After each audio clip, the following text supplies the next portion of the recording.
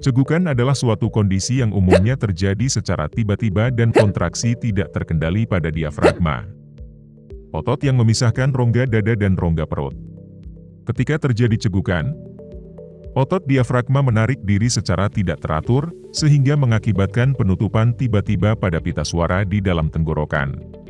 Ini menghasilkan suara hik yang khas. Teman, tahukah Anda, ada seorang pemegang rekor dunia dalam kasus cegukan terlama sepanjang sejarah? Charles Osborne adalah seorang pria yang memegang rekor dunia untuk kasus cegukan terlama yang tercatat dalam sejarah medis. Charles Osborne lahir pada 1892 di Amerika Serikat. Cegukan Charles Osborne berlangsung selama 68 tahun tanpa henti, dari 1922 hingga 1990. Selama masa itu, ia diperkirakan mengalami lebih dari 430 juta kali cegukan. Cegukan terus terjadi, baik saat ia tidur maupun saat ia terjaga, yang sangat mengganggu kehidupan sehari-harinya. Charles Osborne mengalami cegukan setelah terjatuh saat menimbang seekor babi. Menurut laporan yang ada, pada tahun 1922, Charles Osborne sedang membantu menimbang seekor babi yang berat. Saat itu, ia terjatuh dan mengalami cedera kepala. Setelah kejadian itu, cegukan tidak henti-henti dan terus berlanjut selama 68 tahun. Charles Osborne mengalami penyembuhan dari kasus cegukan yang dialaminya setelah 68 tahun berlangsung. Beberapa bulan sebelum ia meninggal pada tahun 1990. Sayangnya, tidak ada informasi yang spesifik mengenai penyebab pasti penyembuhan tersebut.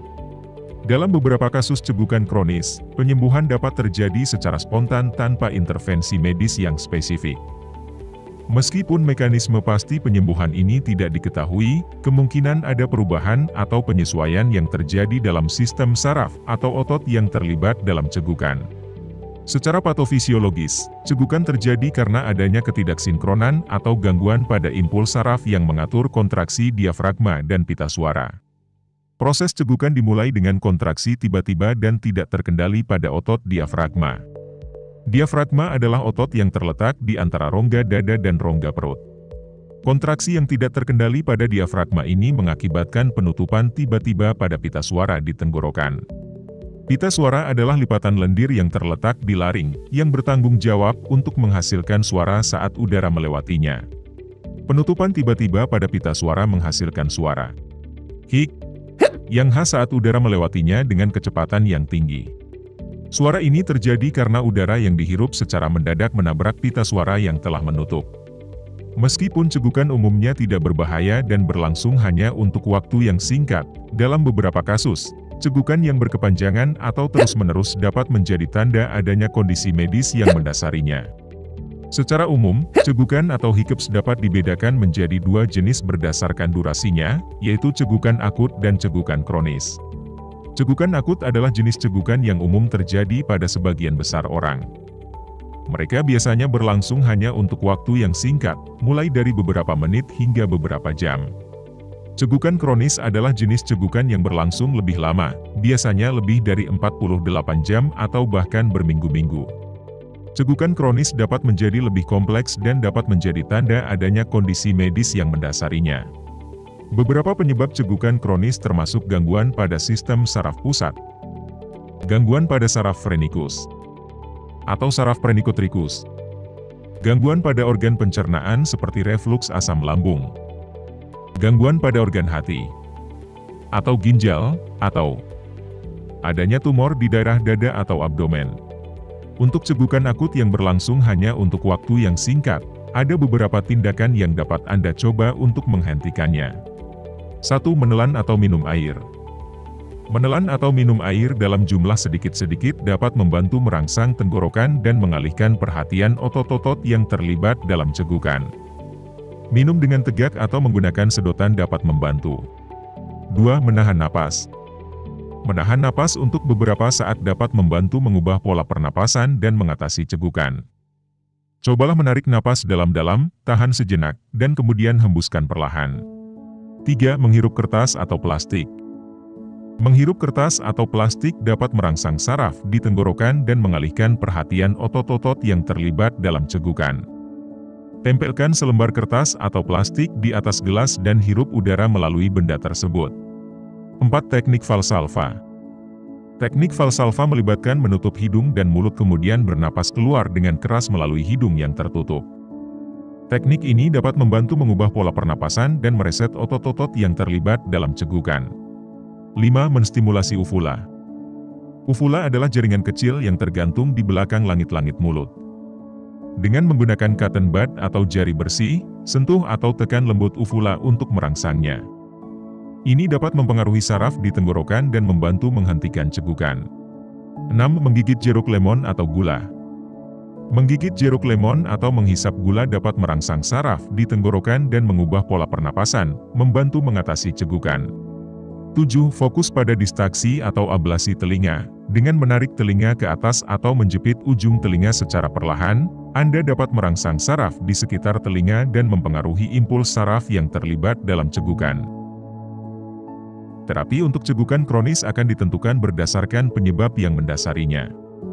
Beberapa tindakan yang mungkin dilakukan dalam pengelolaan cegukan kronis meliputi 1. Mengatasi penyebab dasar.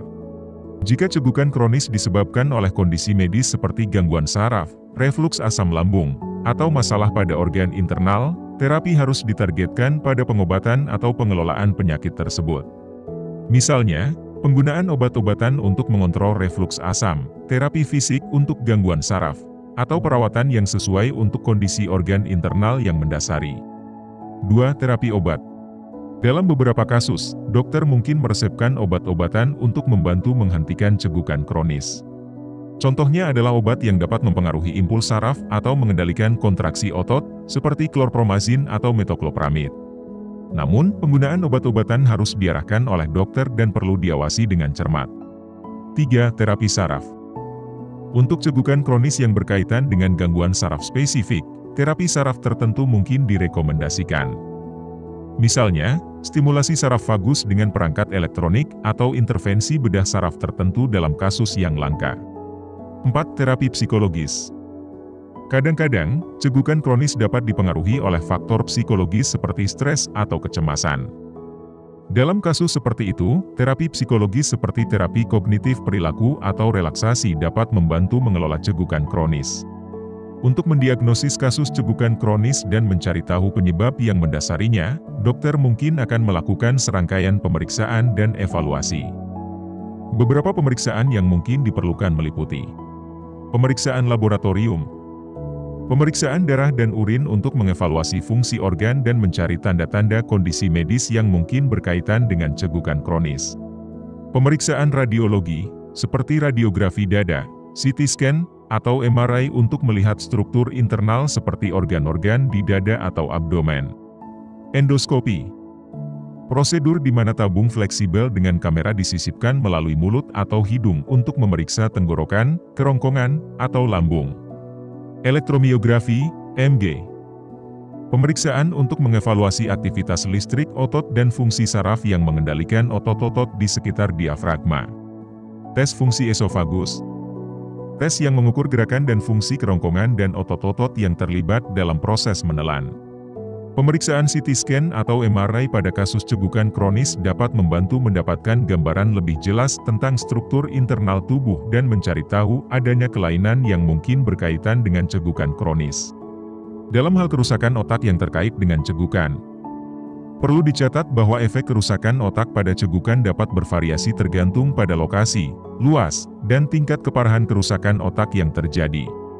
Setiap kasus dapat memiliki karakteristik yang unik, dan penentuan pasti area otak yang terlibat membutuhkan evaluasi medis yang lebih rinci, seperti pemeriksaan neurologis atau gambaran diagnostik seperti CT scan atau MRI. Setelah pemeriksaan dan evaluasi yang komprehensif, dokter akan menggunakan temuan ini untuk mencari tahu penyebab yang mendasari cegukan kronis dan merencanakan pengelolaan yang sesuai. Bila teman memiliki permasalahan cegukan, pertama pastikan apakah cegukan tersebut adalah cegukan yang berlangsung akut atau cegukan yang bersifat kronis. Teman bisa melakukan manuver yang disarankan tadi untuk mengatasi keadaan cegukan akut. Namun untuk cegukan kronis sebaiknya teman berkonsultasi dengan dokter untuk mendapatkan diagnosis dan penyebab dasarnya. Setelah itu dokter akan melakukan tindakan terapi sesuai dengan penyebab cegukan kronis yang dialami. Semoga video ini dapat membantu Anda, dan kasus nyata yang dialami Charles Osborne ini bisa kita petik dan jadikan pelajaran, pengetahuan dan studi kasus yang bermanfaat. Terima kasih atas perhatian teman semua, jangan lupa like, subscribe, komentar, dan bantu kami untuk men-share video kami. Sampai jumpa.